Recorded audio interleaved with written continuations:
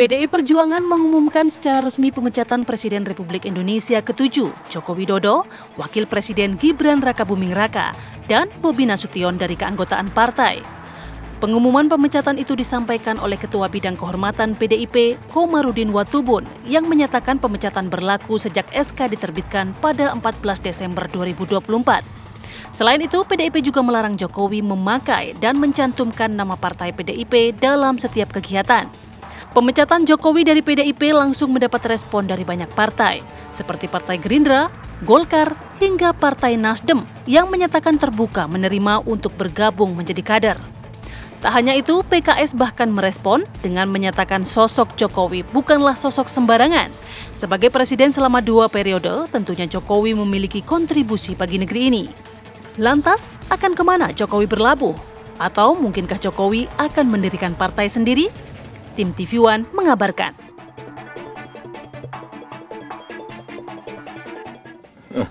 Ya, enggak apa. Enggak apa. Artinya saya menghormati itu. Dan saya tidak dalam posisi untuk membela atau memberikan penilaian ya, karena keputusan itu sudah terjadi. Nanti waktu yang akan mengujinya, ya.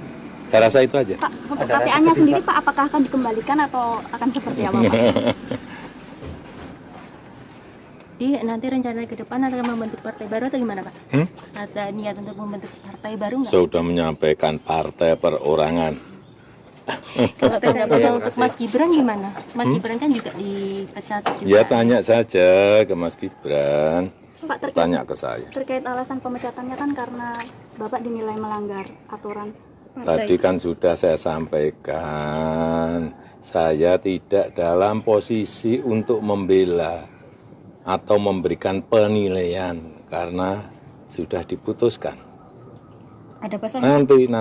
Nanti waktu yang akan mengujinya, ya. Untuk PDI, Pak, atau Bu Mega, Pak? Terima kasih, Pak.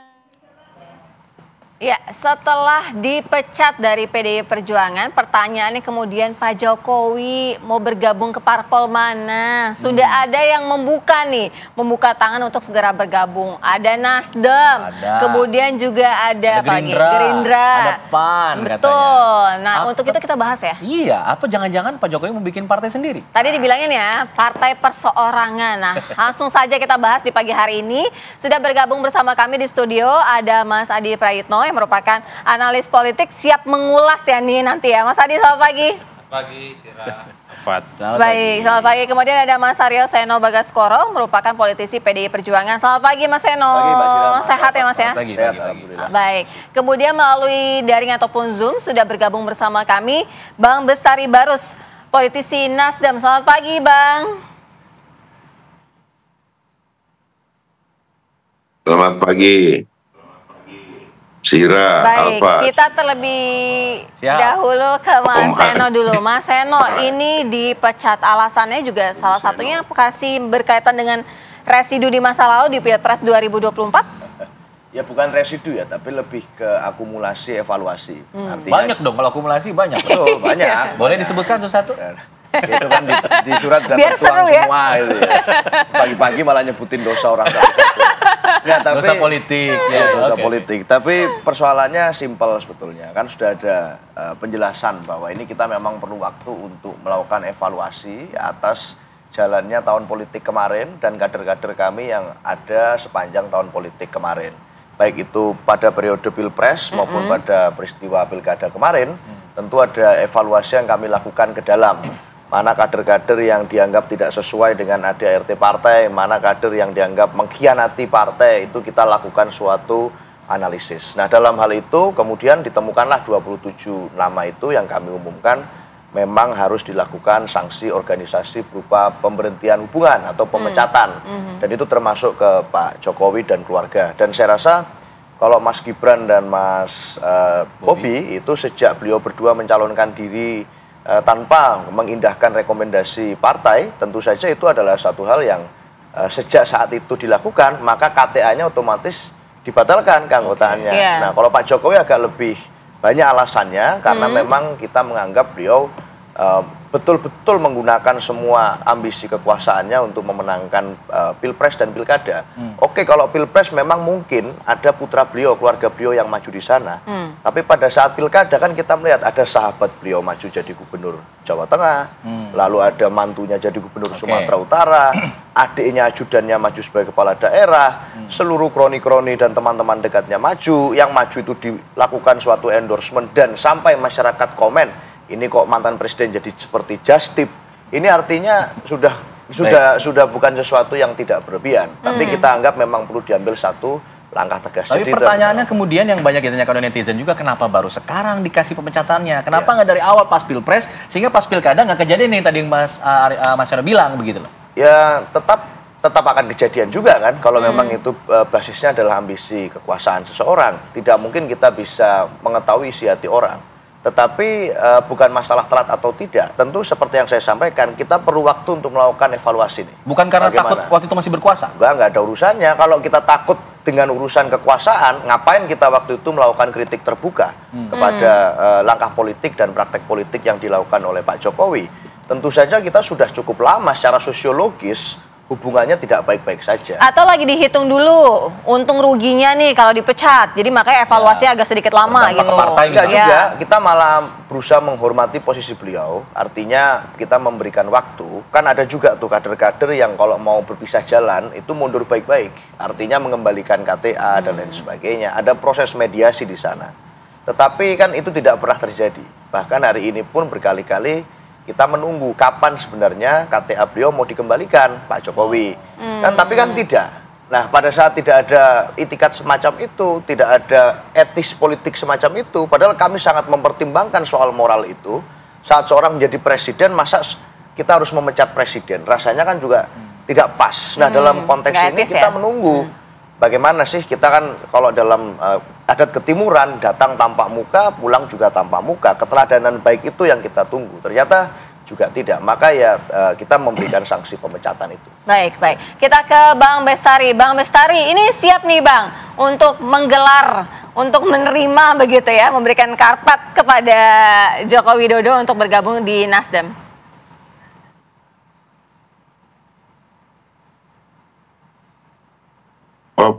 Partai Nasdem adalah partai yang terbuka dan bagi masyarakat bangsa ini yang memenuhi persyaratan itu dapat saja mendaftar untuk menjadi kader. Bahkan kita menyediakan fasilitas mendaftar secara online untuk mendapatkan kartu anggota. Jadi tidak bisa kita kemudian melakukan pembatasan kepada siapapun yang dia adalah memenuhi persyaratan. Begitu saya kira. Oke, tapi kan sudah sepertinya ada undangan langsung dari Ketua DPP nih, Bang Williadi itu udah ngomong, Pak Jokowi silakan kalau masuk ke Nasdem. Artinya seperti undangan begitu, bukan hanya sekedar membuka apa ya pendaftaran, tapi seperti undangan kalau ini, Bang Bestari. Begini, kita menghormati apa yang mekanisme yang berlangsung di Partai Demokrasi Indonesia Perjuangan. Jokowi dan yang lain itu adalah orang-orang yang bebas. Dan saya melihat sekaliber Pak Jokowi dan Pak Gibran sebagai wakil presiden lagi pada hari ini, kemudian saudara Bobi yang juga terpilih menjadi gubernur, saya kira mereka adalah figur-figur yang dewasa secara politik. Dan saya tidak memakai kata mengundang dan sebagainya. Saya kira mereka paling paham mereka akan kemana. Tadi disyaratkan oleh Pak Jokowi. Tunggu, bahkan ada partai perseorangan. Kan begitu tuh. Ya, artinya bisa saja Pak Jokowi kalau mengatakan tunggu berarti akan flashback lagi atau kemudian akan melakukan kontemplasi dulu sebelum memutuskan akankah terus terjun ke dalam dunia politik atau memilih untuk menjadi berkarir di bidang yang lain gitu. Banyak yang bisa dilakukan sekelas Pak Jokowi gitu. Jadi saya tidak ingin mendikte bahwa beliau akan masuk ke sana, masuk ke sini. Beliau cukup dewasa secara politik ya, dan punya karir politik yang sudah memegang jabatan tertinggi di Republik ini. Saya kira beliau akan sangat paham dia akan kemana dan ngapain gitu.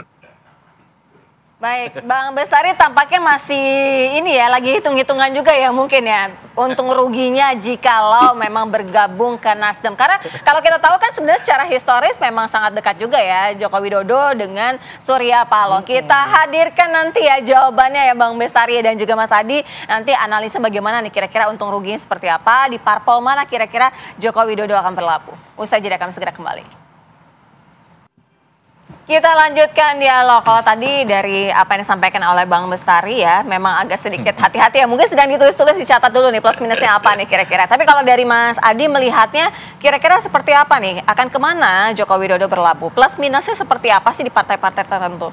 Bagi saya secara politik sebenarnya tak ada lagi teka-teki soal partai politik Jokowi. Setelah tak lagi harmonis dengan PDIP, kita flashback sedikit ke Pileg 2024. Kan masih ada spanduk dan baliho, bisa di grup ataupun bisa di searching di Google. PSI, partainya Jokowi. Itu partainya Jokowi itu. Per hari ini belum diedit itu. Cuman yang ditanyakan oleh publik itu adalah partainya secara formal. Nah, ada KTA, keanggotaan dan seterusnya. Tapi secara politik kita tahu satu-satunya partai politik yang mengamplifikasi kekuatan politik Jokowi di Pileg adalah PSI, bukan yang lain. Tapi Raja Julian tadi bilang kan lebih baik Pak Jokowi coba bikin partai sendiri, gitu malah. Kalau mendengar itu yang saya sebutkan adalah partai politik formal. Bagaimana Pak Jokowi punya kartu anggota, kemudian di dalamnya menjadi orang penting, menjadi decision maker, kemudian menjadi veto player dan seterusnya. Jadi, dan seterusnya. Gabung ke PSI gitu maksudnya? Saya dari dulu termasuk orang yang sebenarnya memprovokasi, bukan hanya Pak Jokowi, Anies Baswedan, supaya untuk membuat partai politik yang baru. Ini penting dalam perjalanan demokrasi kita, karena orang-orang hebat, orang-orang yang saya kira kaliber tokoh nasional, perlu diuji kemampuan politiknya, apakah dia bisa membuat partai politik ataupun tidak. Karena kalau saya ingat satu persatu, menurut PDIP, bahwa Jokowi itu bukan siapa-siapa tanpa PDIP. Dibalas sama pendukung Jokowi. Justru PDIP yang akan nyungsep dan terjun bebas tanpa Jokowi. Nah ini barang sudah talak 6. Sudah tak mungkin. Banyak banget. Udah nggak mungkin balikan lagi gitu ya. Kalau dalam agama talak 1, talak 2, dan 3. Dalam politik talak 6 boleh.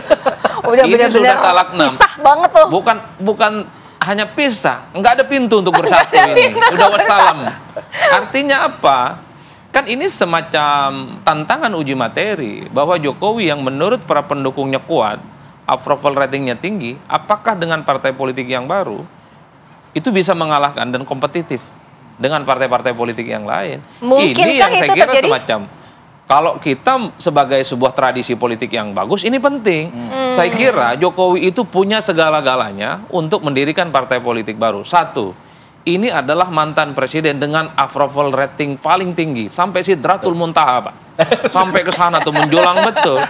Yang kedua, Jokowi ini kan dinilai punya loyalis-loyalis yang berakar di tingkat RT dan RW. Kalau itu dijadikan partai, menang ini barang. Yang ketiga, Pak Jokowi itu kan punya basis ya. Basis pemilih di kalangan pemilih nasionalis misalnya, dan itu bisa dikapitalisasi sebagai ceruk pemilih. Dan Pak Jokowi juga punya wakil presiden namanya Gibran Rakabuming Raka. Pak Jokowi juga punya gubernur Sumut, Mas Bobi Nasution, dan Pak Jokowi juga punya gubernur Jawa Tengah, dan katanya juga dekat dengan Bu Hovifah. Mantap ini barang. Kalau dijadikan sebagai partai politik, kita akan cek. Ini akan menjadi kendaraan politik baru. Jangan berpikir 2009, tapi long term. Minimal Jokowi bisa tunjukkan kepada publik dan khususnya kepada partainya Seno, PDIP, bahwa Jokowi itu tanpa PDI pun itu bisa mantap dan semantap-mantapnya. Kan biar waktu yang akan menjawab.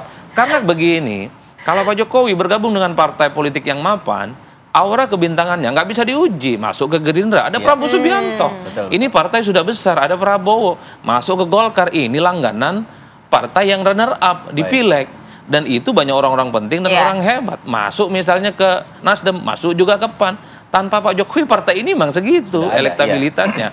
Oleh karena itu menurut saya satu-satunya uji materi untuk melihat Pak Jokowi kekuatan politiknya setelah tak lagi jadi presiden adalah dengan partai politik yang baru. Bahaya nih Pak Jokowi denger langsung Iya, mungkin Enggak, besok benar, nih. karena begini Pak, Oh, kan ini kita kayaknya melihat orang-orang memberi penting di inspirasi. negara ini perlu juga menyalurkan Oke. perjuangan politiknya melalui partai. Suka Ya. tidak suka, negara ini dikendalikan dan dikontrol oleh partai politik. Baik. Kalau Pak Jokowi misalnya bergabung dengan partai-partai yang sudah mapan, mau jadi ke Gerindra, nggak mungkin jadi veto player. Mau ke Golkar, mau ke partai yang Sudah lain. ada tokoh sentralnya. Iya, Sudah udah ada ada tokoh bintangnya sentralnya. ya. Satu-satunya adalah bagaimana dengan cara membuat partai politik baru atau kembali ke PSI seperti dalam tagline dalam Pileg Tagline-nya itu 2024 ya. Pak Jokowi.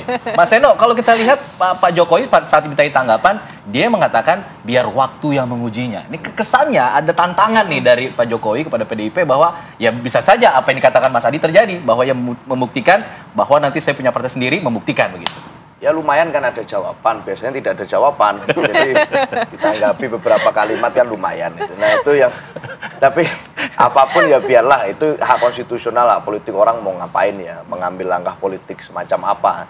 Tapi yang pasti kita sudah menjawab dengan tegas apa yang terjadi 1 tahun kemarin. Kalau publik menunggu langkah legal formal kita, ya inilah suratnya, hitam di atas putih, jelas. Nah dalam posisi itu tentu saja kemarin juga satu simbol yang penting yang kita sampaikan, bahwa pada saat pengumuman pemecatan 27 kader itu yang memberikan keterangan adalah para ketua DPD, seluruh ketua DPD partai di seluruh Indonesia yang mencerminkan suara dari arus bawah. Artinya sudah cukup Satu lama. suara semuanya menginginkan Ya, itu satu ya. suara solid, semuanya mengalami keresahan yang sama bahwa tidak boleh ada kader yang mengkhianati cita-cita partai. Dan itu berlaku untuk siapa saja tanpa terkecuali. Nah, artinya segala konsekuensi, segala resiko yang akan dihadapi jika ada misalnya reaksi balik, ya tentu seluruh kader yang sudah mengumumkan ini keputusan bersama. Kalau suara dari seluruh daerah, satu suara dengan PDI Perjuangan secara keseluruhan ya, artinya begini, itu menyatakan bahwa selama ini Joko Widodo tidak ada kontribusinya di dalam partai PDI Perjuangan? Ya, pertanyaan itu kan sama saja dengan sebaliknya juga. Apakah kita juga tidak kemudian berkontribusi dalam perjalanan politik Pak Jokowi? Sama saja. Ini kan persoalan sejarah yang saling mutualisme. Nah, dalam konteks itu tetapi orang bisa berubah dengan adanya waktu. Dan itu kami dengan berbesar hati kami meminta maaf pada saat Rakernas. Ada kader-kader yang bisa saja mengkhianati cita-cita partai. Ada kader yang karena sisi gelap kekuasaan bisa saja kemudian ingin membakar rumahnya sendiri. Nah ini dalam praktek-prakteknya terjadi. Maka dari hal itu tentu saja kita ingin mengatakan bahwa pada saat di satu titik enough is enough, tidak bisa diteruskan ambisi seperti itu. Ini yang kami lakukan kemarin dengan memberikan sanksi pemecatan. Oke, kalau misalnya Pak Jokowi ke partai lain nih, kita bicara masalah opportunity itu. Pak Jokowi ke partai lain, apa yang bisa Anda beri saran untuk partai itu? Ada mantan kader Anda yang Anda anggap melakukan pelanggaran banyak begitu masuk ke partai lain. Apa yang bisa Anda sarankan? Bang Bestari siap-siap nyatet nih kayaknya nih. Ya, saya nggak banyak ya, tetapi beliau punya track record pernah ingin membakar rumahnya sendiri dan sudah berusaha membakar rumahnya sendiri meskipun beliau gagal. Artinya pada saat pileg kita masih Maksudnya dimenangkan mau membakar PDIP. Ya, membakar rumahnya sendiri PDI Perjuangan. Ini beliau gagal buat saya. Pada saat pileg kita masih dipercaya rakyat menjadi juara 1. Artinya masih mendapatkan suara terbanyak di parlemen. Lalu pada saat pilkada juga banyak daerah-daerah yang tidak merupakan target kekuasaan. Itu malah kita menang di situ. Artinya kemudian di situasi di mana kita ditekan, kita di kuyo-kuyo, kita berusaha diawut-awut kalau istilahnya Bu Mega gitu ya. Itu secara membuktikan di situasi semacam itu dulu PDI Perjuangan malah menguat di era kuda tuli. Nah, sekarang sama ujiannya sama, kita menghadapi situasi kurang lebih seperti itu, tetapi itu menggambarkan tentang karakter seseorang. Pak Jokowi itu kan sudah lama sama PDI Perjuangan, hampir 25 tahun beliau memanfaatkan dan mendapatkan manfaat gitu dari posisi politik partai. Tapi kalau kemudian beliau melakukan hal semacam ini, artinya bukan tidak mungkin di tempat lain pun juga sama. Itu loh langsung catatan dari Mas Seno, dari Bang Bestari tadi udah dicatat mungkin ya catatan-catatan khusus. Tapi paling tidak Bang Bestari, apa yang menjadi catatan ya dari Nasdem sendiri mengenai sosok Joko Widodo dalam nantinya ketika akan berparpol gitu ya, masuk dalam satu partai politik. Mungkin saja di Nasdem, kalau tadi Bang Bestari bilang belum mengundang atau tidak mengundang gitu ya. Nah ini jangan-jangan ada catatannya apa nih ya, suruh daftar. Ya, saya tidak ingin masuk ke dalam romantisme masa lalu gitu ya. Tapi memang terkadang perlu melihat catatan-catatan agar kita semakin ingat kita sedang ada di mana, berkawan dengan siapa, bahkan juga apa yang kita coba bangun, besarkan, mampukah kita kemudian membuat kontrol yang soft agar apa yang sedang kita pegang itu bisa selamanya berada bersama kita. Partai Nasdem pada posisi hari ini adalah seperti saya sampaikan tadi, terbuka saja. Namun saya sebagai pribadi sajalah, saya tidak yakin Pak Jokowi ini akan dalam waktu dekat memutuskan akan kemana gitu ya, dari apa yang beliau alami. Tentu apapun yang disampaikan, saya kira Pak Jokowi akan mendalami terlebih dahulu. Apa nih? Setelah itu baru mengambil satu keputusan.